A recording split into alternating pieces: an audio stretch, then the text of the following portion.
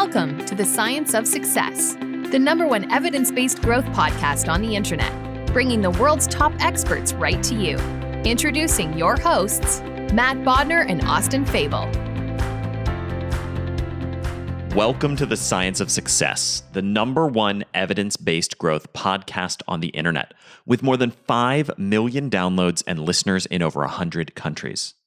In this episode, we dive deep into an incredible conversation with returning guest, Dr. Rick Hanson, to explore neuroplasticity, the science of changing your brain, and how to supercharge your ability to learn anything.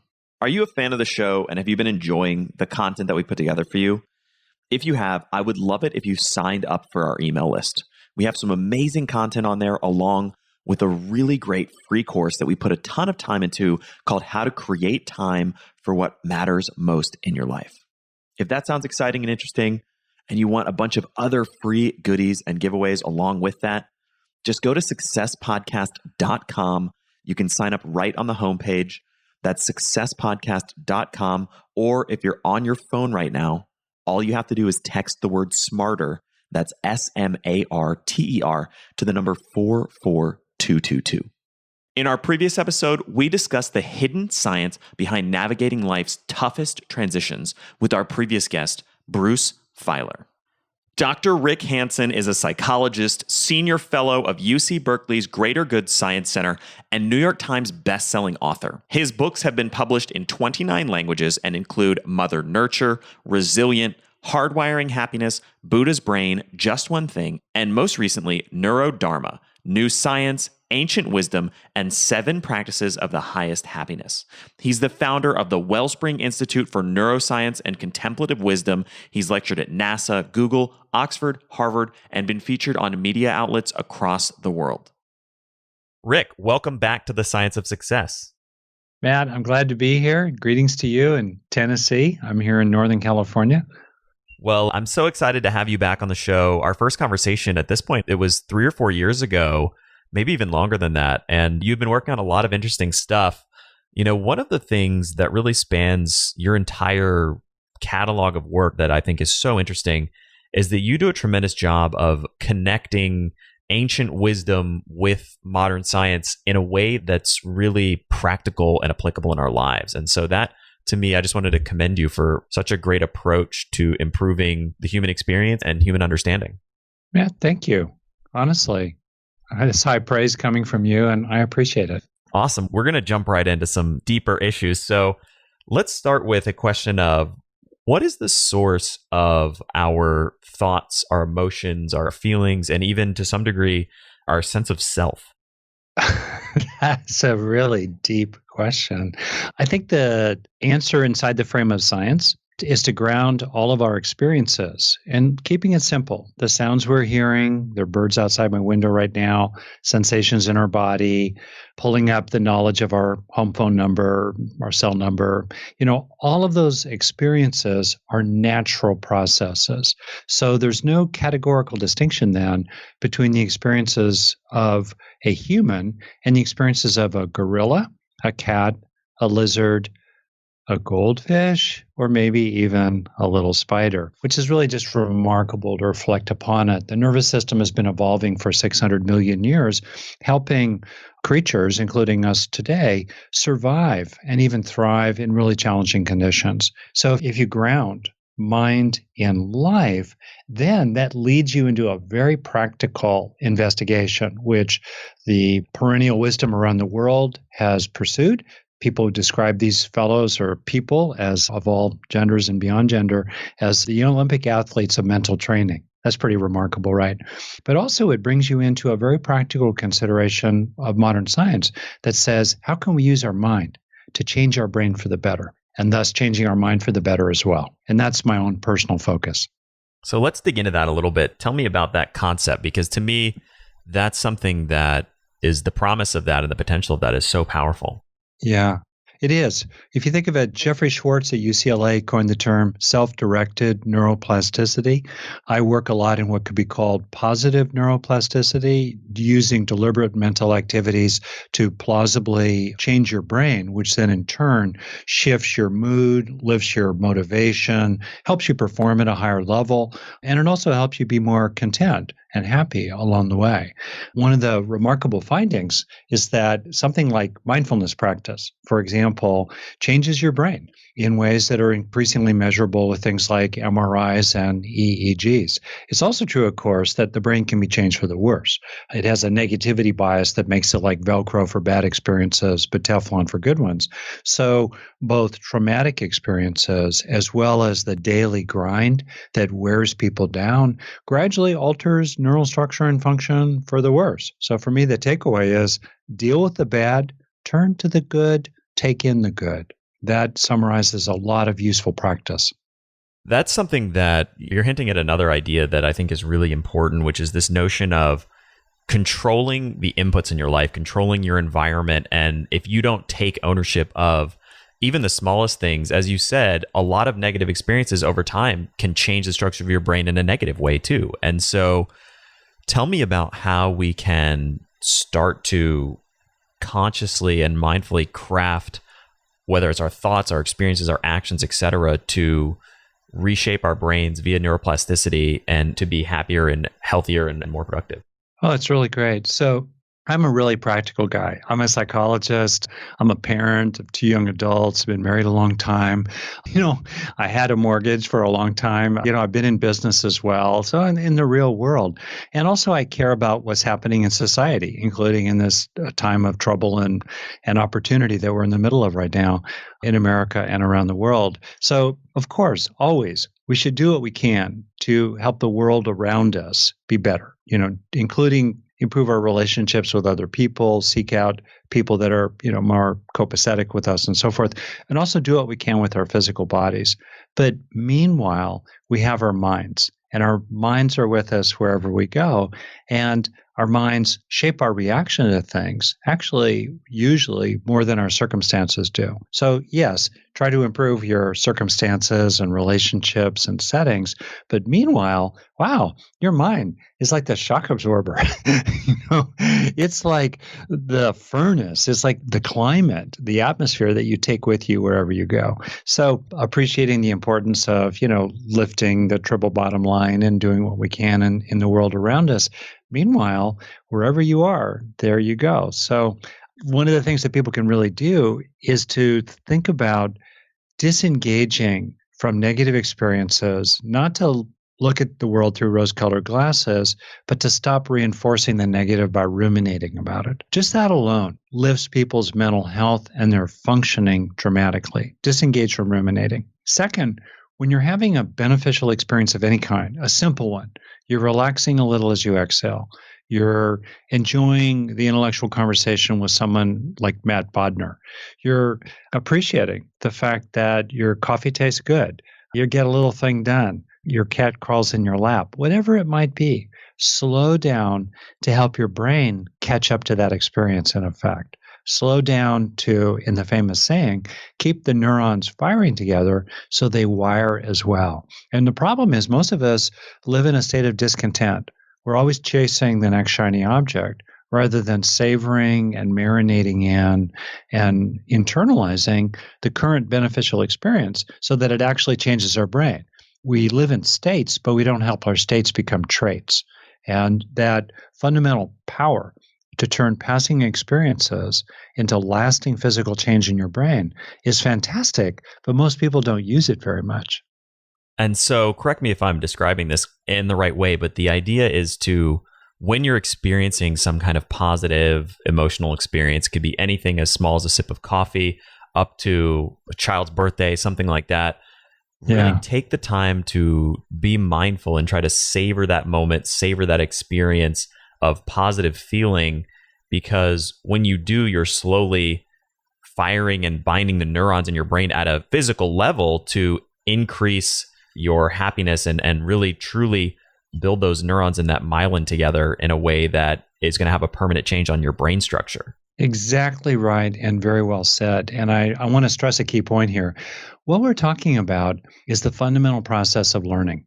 And if you think about all the things that we could describe as inner strengths, grit, gratitude, compassion, emotional intelligence, secure attachment, executive functions, know how, people smarts, self compassion, all of it, those are inner strengths of various kinds. And research shows that on the whole, on average, about 2/3 of who we are is something that's acquired over the lifespan, distinct from that 1/3 or so that's innate and baked into our DNA. So we have a power to affect who we are becoming. If you think about it, that power to affect who we are becoming is the strength of strengths.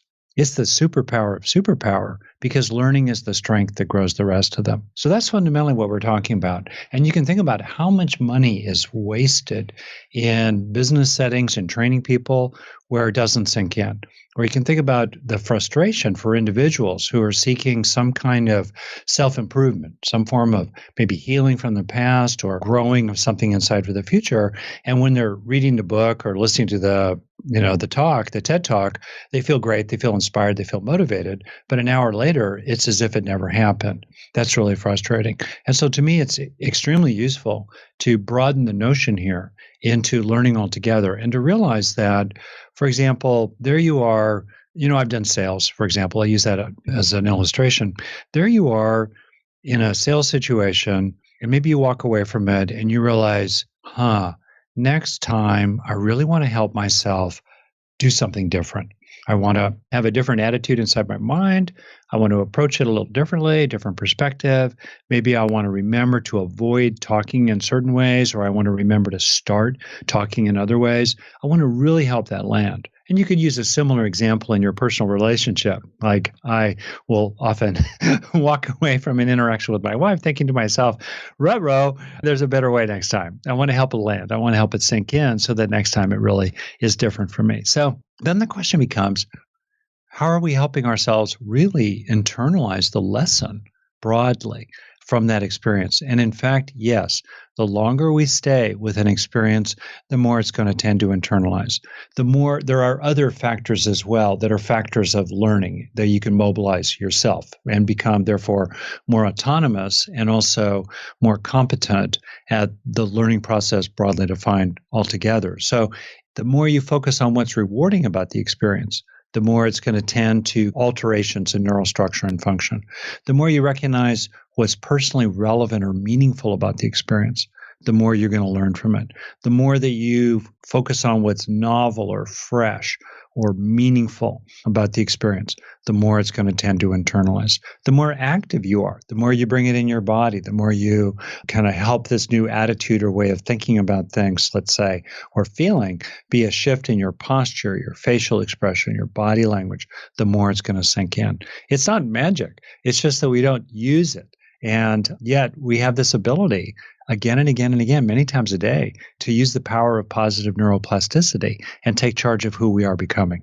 You said so many things that I want to explore, but this idea that you can apply this principle of neuroplasticity to just beyond anything. Yeah, it's such a really unique take on the whole idea of neuroplasticity. And we've all experienced that essentially ephemeral learning experience where we watch a TED Talk, we read a book, we do something, and then an hour later, a day later, a month later, you've forgotten the entire thing. It's like cotton candy. We're trying to live on cotton candy, and you can kind of live, but you're not going to internalize many nutrients that way.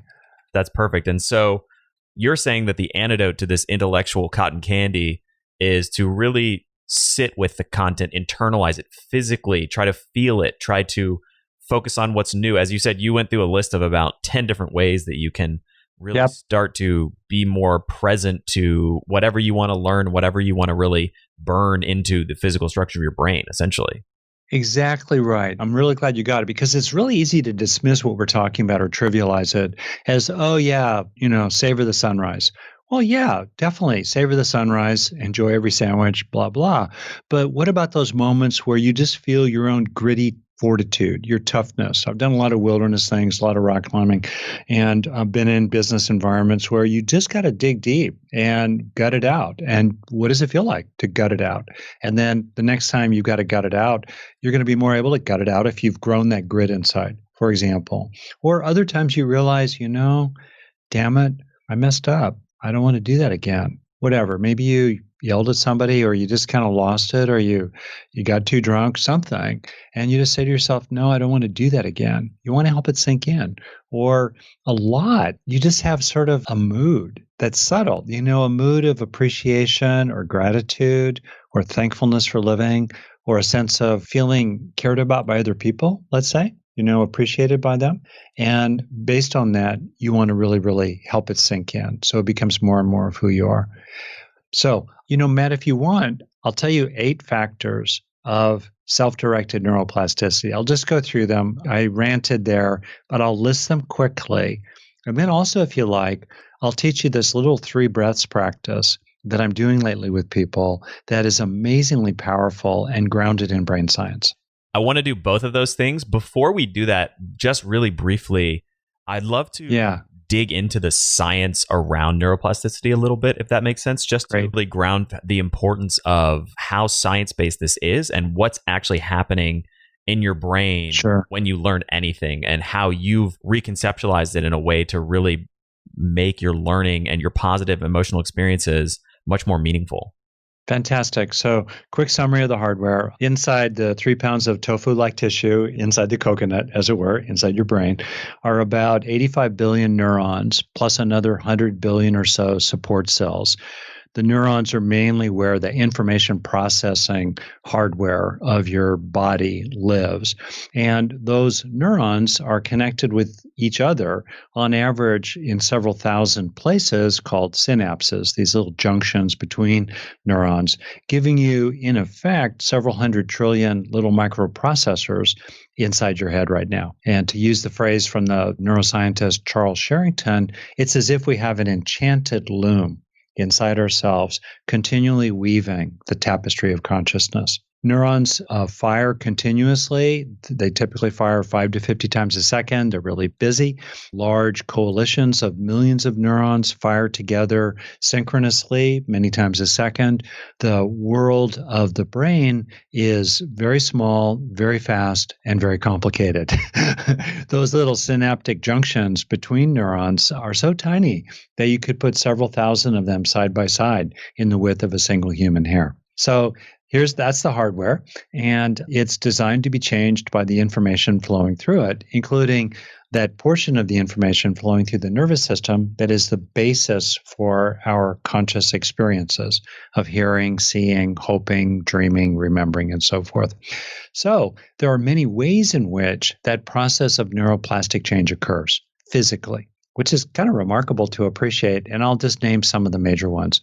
First, in the saying from the Canadian psychologist Donald Hebb, who worked in the 1940s and 1950s, neurons that fire together wire together. So if they're firing together, they literally start to wire together. New connections form. Second, existing connections become more or less sensitive as a neural physical basis of learning. Third, more blood starts to flow or through capillaries that reach out like little tiny finger-like tubes into regions of the brain that are busy. It's a little bit like working a muscle again and again.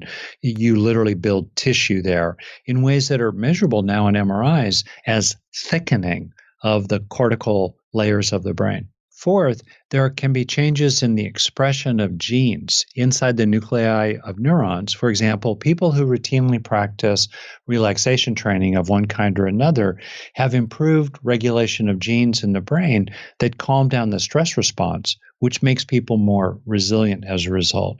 And fifth major way in which neuroplastic change occurs is that different parts of the brain can improve their coordination with each other. It's as if the brain builds long superhighways between major centers, major cities in the brain, so they can coordinate better together. The takeaway here is that our experiences matter in the moment for how they feel, but they also matter a lot for who we are becoming. And for me, what the major league takeaway is number one, when you're having negative, painful experiences, you can't fight with them, which just makes them stronger, but you can step back from them mindfully. And as soon as you step back from them, when you're being with these experiences, let's say of stress or anger or frustration or sadness or hurt, you're not reinforcing them anymore. And in fact, you're starting to associate those negative experiences with the spaciousness of calm awareness. That's great. Second, meanwhile, look for every opportunity to grow psychological strengths of various kinds, resources inside yourself, including the fundamental psychological strength of global happiness and well-being. That's a major factor of resilience, to just be happier. And it's also a major factor of career success. Long-term, happy people are successful people. Yes, there are exceptions, but over the marathon of a career, a person's sense of underlying contentment and fulfillment and well-being is a major indicator of career success. And then the last brief comment here is that when you are experiencing something useful, just in the flow of everyday life, why not slow down? Why not receive it into yourself literally for a breath, half a breath, 5-10 seconds can make an enormous difference.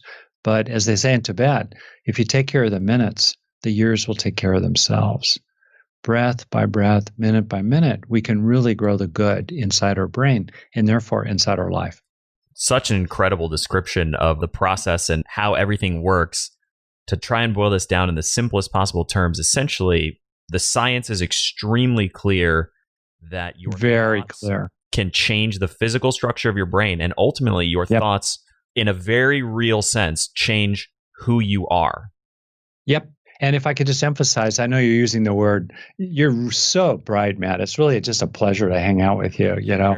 It's really I'm a wise speech. I'm a right speech guy, just the facts, you know.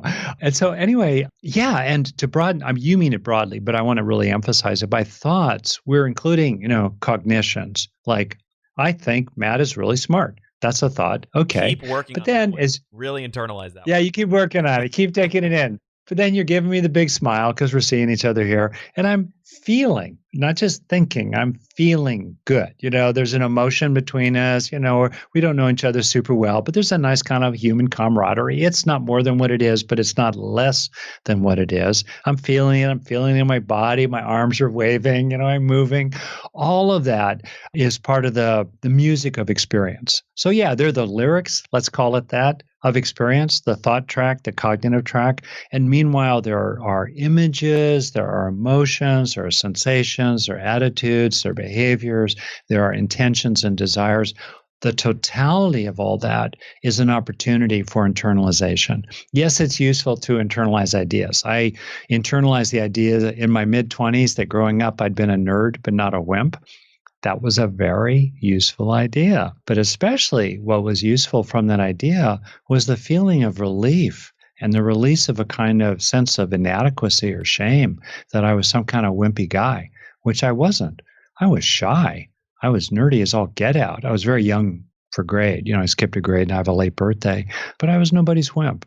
Right? So anyway, we start with the idea, but then what you really want to do as much as you can is help the idea become lived experience. It's like moving from the menu to the meal. That's an incredible point and really, really insightful. It's not just thoughts. It's not just concepts. It's feelings, experiences, emotions, sensations, everything. You got it. Exactly right.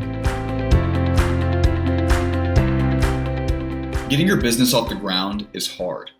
Take it from us. We've been there. Sit Down Startup is a new weekly podcast from Zendesk. Find out why customer experience is at the heart of success. Zendesk for Startups chats with Zendesk leaders, founders, and CEOs in a coffee shop style conversation about starting up when the world is upside down. Catch weekly episodes on Apple, Google, and Spotify. So you want to hear these 8 separate ways you can change your brain for the better? That's right. Just while you're experiencing. Yep. And I'll just do it kind of fast. Basically, if you think about it, so there's the 2-step process of positive change or negative change. First, we experience something, and then second, it changes the brain. Okay. So I want to talk about how we can start with whatever we're experiencing and then use it to change the brain for the better. All right. So let's suppose you're having an experience of some kind that you think, oh, this one's a keeper, or, oh, I want to become more this way. I want to help myself become more this way. So you start with some sense of what you want to become more like or stabilize inside yourself. Okay, great. The process of internalization, that second step, has two aspects. They kind of overlap experientially, but they're meaningfully distinct. First aspect is I call it enriching, where we help the experience be big and lasting. In the second step, I call absorbing, we sensitize the memory-making machinery of the brain so it's more receptive to and more changeable by the experience we're having at the time. So now I'll go through it. 5 factors of enriching, 3 of absorbing. So these are 8 separate ways that you can change your brain for the better. You don't have to use all 8 at the same time. There are a couple that probably come out for you as go-tos, but I'll just go through them. Number 1, duration. Extend the duration of the experience. Keep the neurons firing together longer for a breath or 2 or 3 or more. Stay with it, rather than chasing the next experience or letting other people rain on your parade and distract you from what's beneficial here and now that you're trying to take into yourself. Second major factor, intensity. The more intensely those neurons are firing, the more it's going to sink in. So if you have a sense of, let's say, worth through feeling connected with another person, they like you, they're friendly toward you, there's respect coming your way, kind of turn up the volume on that experience inside yourself as best you can so it feels big and intense inside your mind. Intensity. Third major factor, I just call it multimodality. What I mean by that is have more aspects of the experience in play. Like we were saying, not just the thought track, but add the sensation track. Add the emotion track, add the desire track, add the action track. Those are 5 major aspects of our experiences. Thoughts, perceptions, including sensations, emotions, desires, and actions. Okay? So that's the third factor of enriching the experience, whole body experience. Fourth factor, novelty. The brain is a novelty detector. So the more that we help ourselves look out at the world through beginner's mind, Zen mind, beginner's mind, you may have heard that phrase, don't know mind through the eyes of a child, exploring different aspects of an experience that we want to internalize, helping it be fresh or novel, or just coming back to something that might seem kind of same old, like gratitude or a sense of accomplishment when getting a task done. Try to look at it in a fresh way. Your sense of the novelty of it, the newness of it, will increase its internalization. And then the fifth factor of enriching is personal relevance, salience. We remember, and here I want to emphasize, I'm not really talking so much about what's called episodic memory or explicit memory for particular events, like that time you looked out at the sunset holding the hands of someone you loved, let's say. That's great. But what I'm really talking about is the vast bulk of who we are. In effect, we are memory, broadly defined, what we acquire in terms of who we become, which is called implicit memory. The felt sense, the lived residues of experiences, like, for example, the feelings you had when you were standing there looking at that sunset, holding the hand of someone you love. Right? So why is something relevant to us? That's the fifth factor. Why is it personally meaningful? Like me, tell them my story briefly. I grew up shy, dorky, etc. So later in life, I deliberately really started looking for and taking in genuine experiences of feeling respected and included, because that was in short supply when I was a kid. And so those experiences were and are personally relevant to me, and by recognizing their relevance, their salience, that increases their registration in physical changes in the brain. So those are 5 factors of enriching, all right? And by the way, on my website, rickhanson.net, these points are freely offered in a whole variety of ways, and people can learn a lot more, including the underlying science of all this. And then in terms of absorbing, in effect, we help the inner recorder become more sensitized to, more receptive to the song that's playing in the inner iPod that we've really enriched. So 3 factors of absorbing. First, intention. Intend to be changed a little by the experience. Be brave enough to be changed a little for the better. It's kind of like saying to yourself, my boss rarely praises anybody. He said something nice to me today. This one's a keeper. I really want to let this sucker sink in. Or you realize with another person, wow, I recognize a whole new way to be skillful with certain kinds of people. Maybe with people who've had a really different life history than I've had, maybe whose skin is a really different color. Wow, I want to really register this. I want to help myself, shift in the way I am in this particular area. So I'm going to intend it, right? Intention. Next factor of absorbing, I'm on to number 7 in my list of 8 total, right? The fear not, I'll be done in a second, is to sense that you're receiving the experience into yourself. This is kind of intuitive and subtle, but it's the feeling of like a warmth spreading inside your body. You kind of feel like a sponge the experience is going into. You can even get a sense of receiving the experience into places inside that have been longing for it. Maybe they didn't get enough of it while growing up, or in your last job, or in your last relationship, or places inside that are hurting, that are wounded, that the experience is a soothing balm for. Maybe places inside that have felt rejected or dismissed or devalued, put down by others, and they're off to the side, but still they're hurting. And so the experience that you're having today, let's say, of being included with a group of friends who dig you, and you have fun together. Maybe it's on Zoom these days, or who knows, or with social distancing, but it's a good experience. It can feel like a soothing balm that's being received into these hurting places inside, sometimes very young places inside. That's the second of 3 aspects of absorbing, sensing that you're receiving it into yourself. And then last, really cool and useful, focus on what is rewarding about it, what is either enjoyable or meaningful or both. If we highlight the reward value of our experiences, that increases the activity of dopamine and norepinephrine in the brain, especially in the hippocampus, one of the key parts of the brain that's very much the front end of who we are becoming. It's a major center of learning and memory in the broadest sense, the hippocampus is. So as we focus on what feels good about an experience we're having, what's meaningful about it as well, that increases dopamine and norepinephrine activity in the hippocampus, which flags the experience at the time as a keeper for protection during consolidation into long-term storage. That's it. The way I'd put it really simply, it's a little bit like a fire. So step 1, have a beneficial experience, either because you notice one you're already having or you skillfully create one for yourself. Now you've ignited the fire or notice that you have a fire. There is fire, right? Then you shift into enriching. You protect the fire. You don't let somebody put it out. You add logs to it. You keep it burning brightly for a long period of time. You enrich the fire. And then in absorbing, you receive the warmth of the fire into yourself again and again and again.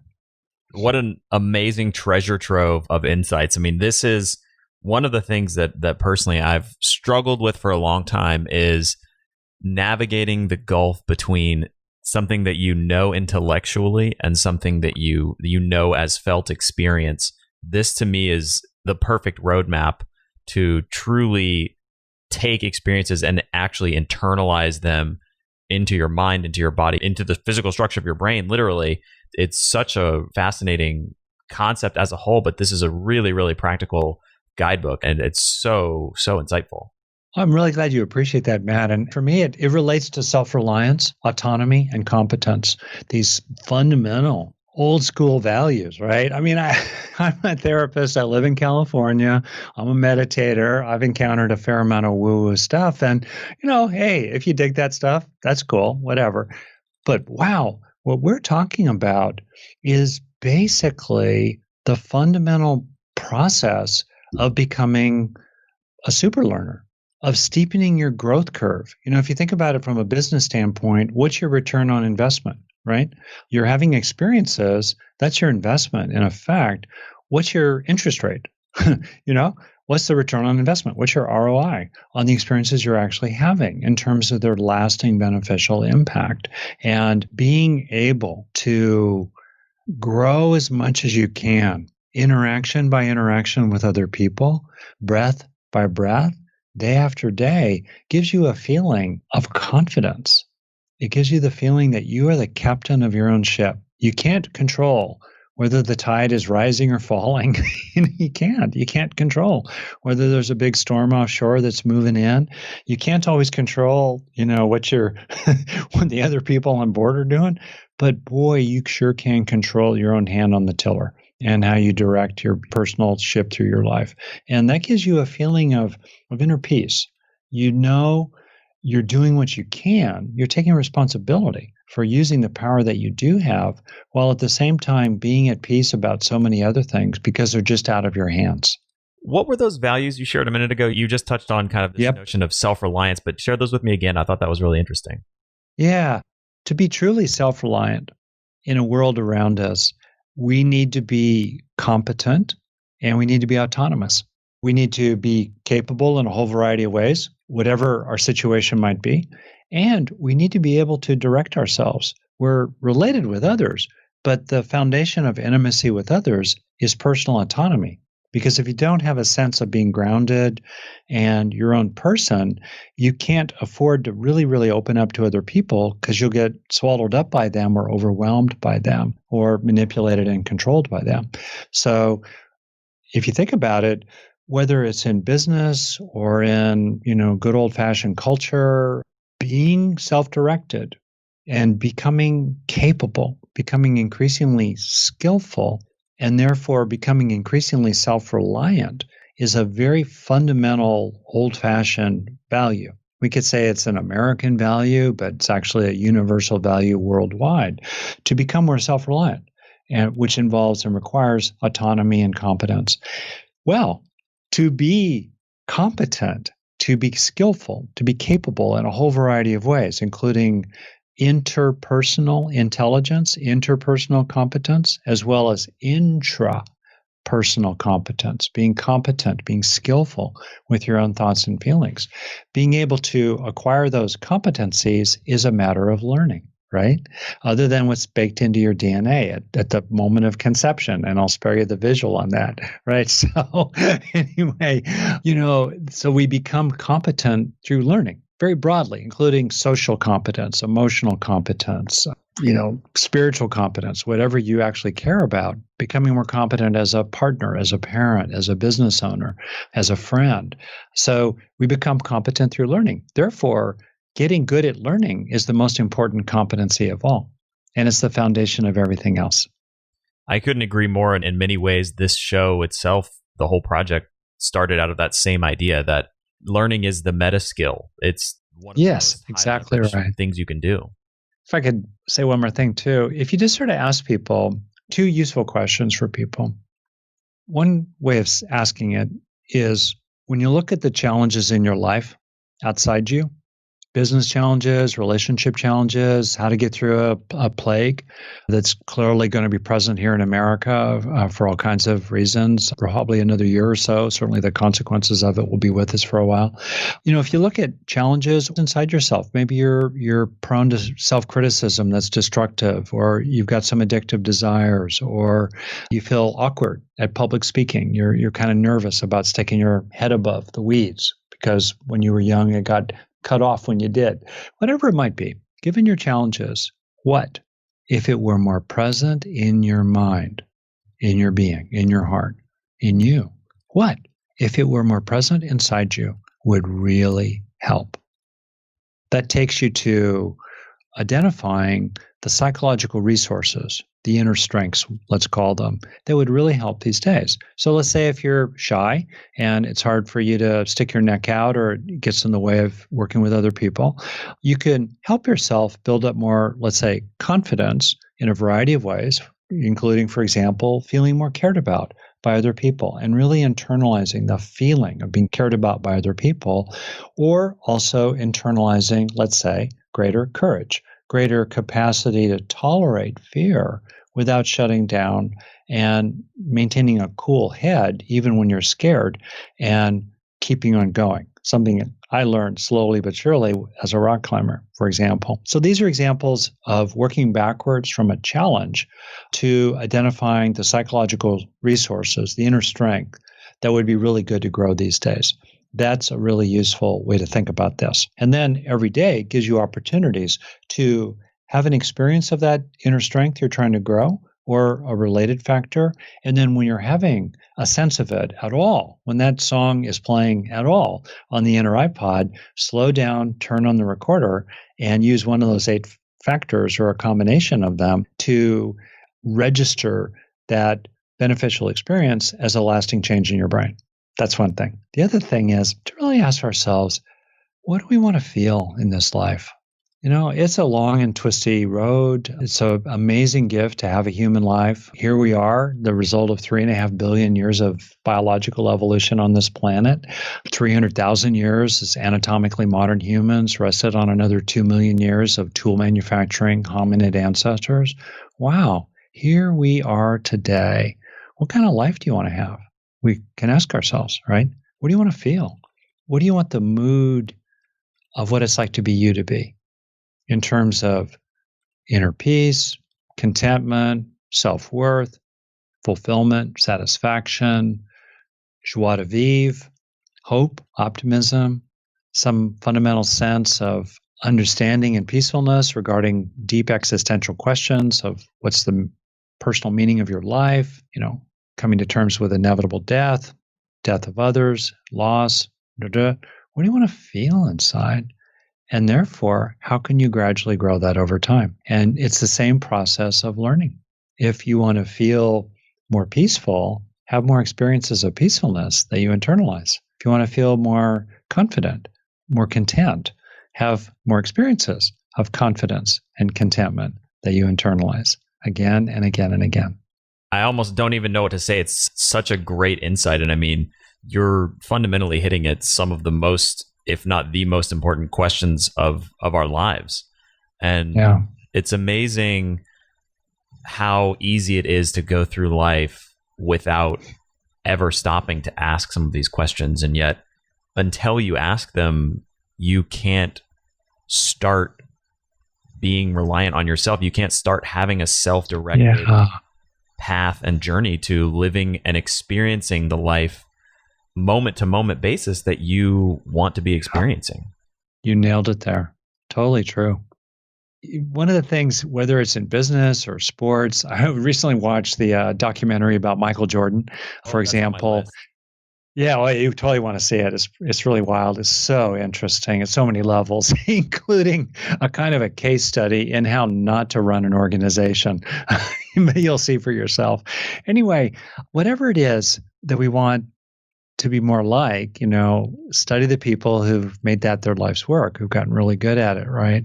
And so one of the things that I've tried to do in my book, Neurodharma, which has a kind of odd title, but it's not a religious book. It's actually a deeply practical, scientifically based book in how to cultivate 7 qualities inside ourselves that we find in enlightened beings, which are about as far as you can go in human development. So one of those beings, I'm going to quote here, is Milarepa. He was a Tibetan sage. He lived probably about 1,000 years ago. He was one of the early Buddhist teachers in Tibet as Buddhism kind of moved north out of India starting 2,000 or so years ago. And he was describing his own life. And he did so in 3 sentences that I think summarize the general process of growth. And you can apply it to any particular thing you're trying to develop in yourself, or you can apply it to your life altogether. And this is someone who arguably was enlightened himself. I mean, a real adept, right? Who, by the way, was not calling upon supernatural or higher powers, but who through his own effort, his own practice, was able to develop. So he said, in the beginning, nothing came, describing his life. In the beginning, nothing came. In the middle, nothing stayed. And in the end, nothing left. That's the process of growth. In the beginning, we try to experience things. Let's say more confidence about sticking our neck out. And we know we ought to experience it. We know we want to feel it, but we don't feel it. You know what I mean? Okay. Or for example, we want to exercise, but we don't really want to exercise. Yep. Okay. Exactly. Yeah, I can relate to that one. But I actually have gotten better about that. I've helped myself actually want to exercise and then exercise. But anyway, so it just doesn't come. It's like trying to light a fire with wet wood, going back to my metaphor of the fire. In the middle, you can experience it, Maybe when you're watching the TED Talk or reading the book or listening to the podcast or talking to your therapist or hanging out with your friend, in the moment you experience it, but it doesn't stay, right? It's a state, but it's not yet a trait. But then in the end, whether it's any particular thing you're trying to help to establish inside yourself and make a habit, a new, in effect, habit of your heart, by the end, nothing leaves. It's there. You're cooked. You're baked. It's present in you forever. That's the fundamental process, isn't it? In the beginning, nothing comes. In the middle, nothing stays. In the end, nothing leaves. And that's incredibly hopeful. But still, we've got to do the work ourselves. So for somebody who's been listening to this conversation and they want to start to do the work, they want to take one step, one action item to put into practice something that we've talked about today, what would be one piece of homework that you would give them to begin that journey? I would give people what I call the 5-minute challenge. And it actually probably takes less than 5 minutes, and it'll totally change your day. 5 minutes, I guarantee you, will change your day. And if you do it a few days in a row, you will start to feel the difference. First, as you go through your day, slow down for good experiences. Just slow down half a dozen times a day. 5 seconds here, 20 seconds there. You make that cup of coffee, slow down to actually taste it. You're hanging out with your friend Matt or someone. Matt smiles, slow down. Hang out. Why not, right? Not a big deal. And one thing about it, too, is that it's totally private. Nobody needs to know, that inside yourself, you're like, this feels good. This feels right. I'm taking it in. Outside you look, you look like you're at business. You're in a meeting. They have no idea what you're doing inside your own mind. Okay, slow down a handful of times every day. Make it part of your mission. You could even keep a little count just to make sure you do it at least a few times a day. That takes about a minute a day. Second, know one thing in particular that you're developing inside yourself these days. One attitude, one point of view, one shift of mood, faster letting go of being irritated, less anger, more patience, whatever. One thing. What's one thing that you're really zeroed in on developing in yourself? And therefore, it gives you kind of a compass bearing. It becomes your North Star every day. It's the prize you keep your eyes on, whatever it might be. And it's okay to have 2 or 3, but for sure have one thing you're deliberately trying to grow these days by, in the 2-step process, having experiences of it or some factor of it that then you slow down to receive into yourself, to gradually become increasingly that way. That's the second thing. That'll take another, maybe a minute a day. And then for sure, every day for a minute or more, do what I call marinating in deep green. What I mean by that is the green zone of our natural resting state as animals. As animals, our natural biological resting state when we experience a sufficiency of needs met in the moment, an enoughness of fundamental needs met in the moment. And we have 3 fundamental biological needs for safety, satisfaction, and connection, broadly defined. Satisfaction, whether it's just eating food or feeling accomplished or grateful or glad, and connected, ranging from sex all the way to subtleties of a sense of camaraderie with other people. 3 basic needs: safety, satisfaction, connection. Slow down, and probably, you could do it meditatively. You could do it while you're walking the dog. You could do it while you're just hanging out with a cup of tea, or the last couple minutes before, your head hits a pillow. Slow down to let your body calm down, come into a sense of peacefulness and calm. Slow down and come into a sense of gratitude and contentment in the moment. It's okay to want more, but on the basis of contentment already. And slow down to feel cared about and caring, loved and loving, connected. Slow down, whatever's authentic. And then when you're kind of rested in that basic sense of well-being, characterized with a general blend of peacefulness, contentment, and love, however you experience it, hang out there for a minute or 2 or 3 in a row. That will reset the stress chemistry in your body. It will start to teach you what your home base is. This is our natural home base, but so many of us experience a kind of chronic inner homelessness of mild, if not, or to moderate chronic stress, that in which we're just not in touch with our natural resting state. We don't feel our needs are met enough in the moment, even if objectively, biologically, they basically are. We don't feel it. Okay. So those three right there, as you wander through your day, half a dozen times or so, take in the good. Second, know one strength in particular, one muscle, one mental muscle broadly that you're trying to grow these days. Zero in on that. Let that be the prize. Keep your eyes on that personal prize. And third, come home for a minute or two or three at least every day. Come home to your deep nature and rest in deep green. Peace, contentment, and love. And Rick, where can people find you, your work, your latest book, etc., online? Oh, thank you. Best place is my website, rickhanson.net, but I'm pretty present on social media of various kinds, Instagram, Facebook, I'm out there. But I think if people just Google my name, they're going to find me. And one thing I could add, if I could here, Matt, is that in addition to tons of freely offered resources of all kinds, I really do have some great online programs. They're inexpensive. We also have scholarships for people in genuine financial need. And these are well-structured, well-organized programs that range from the just 1 minute, like literally things that are about a minute and a half long that you can do to change yourself, to other kinds of programs that, for example, are more developed and you can take more time with them. But I would just suggest people that check those out. Well, Rick, thank you so much for coming on the show. This has been an incredible conversation. So many insights about learning, about growth, about how the brain and the neurochemistry of the brain really functions, and how we can harness it all to live lives of happiness and productivity. So, I mean, our first conversation was incredible. This was even better. I really appreciate you coming back on the show, Rick. Thank you so much for a fantastic interview. Oh, it's a pleasure. And thank you, Matt. You may not realize it. I just want to thank you for your service broadly. What you're doing is serving people and helping them. So tip of the hat to you for sure. Thank you so much for listening to The Science of Success. We created this show to help you, our listeners, master evidence-based growth. I love hearing from listeners. If you want to reach out, share your story, or just say hi, shoot me an email. My email is matt@successpodcast.com. That's matt@successpodcast.com. I'd love to hear from you, and I read and respond to every single listener email. I'm going to give you 3 reasons why you should sign up for our email list today by going to successpodcast.com, signing up right on the homepage. There's some incredible stuff that's only available to those on the email list, so be sure to sign up, including an exclusive curated weekly email from us called Mindset Monday, which is short, simple, filled with articles, stories, things that we found interesting and fascinating in the world of evidence-based growth in the last week. Next, you're getting an exclusive chance to shape the show, including voting on guests, submitting your own personal questions that we'll ask guests on air, and much more.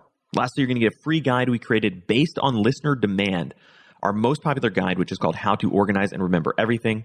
You can get it completely for free, along with another surprise bonus guide by signing up and joining the email list today. Again, you can do that at successpodcast.com, sign up right at the homepage, or if you're on the go, just text the word SMARTER, SMARTER, to the number 44222. Remember, the greatest compliment you can give us is a referral to a friend, either live or online. If you enjoyed this episode, please leave us an awesome review and subscribe on iTunes, because that helps boost the algorithm, that helps us move up the iTunes rankings and helps more people discover the science of success.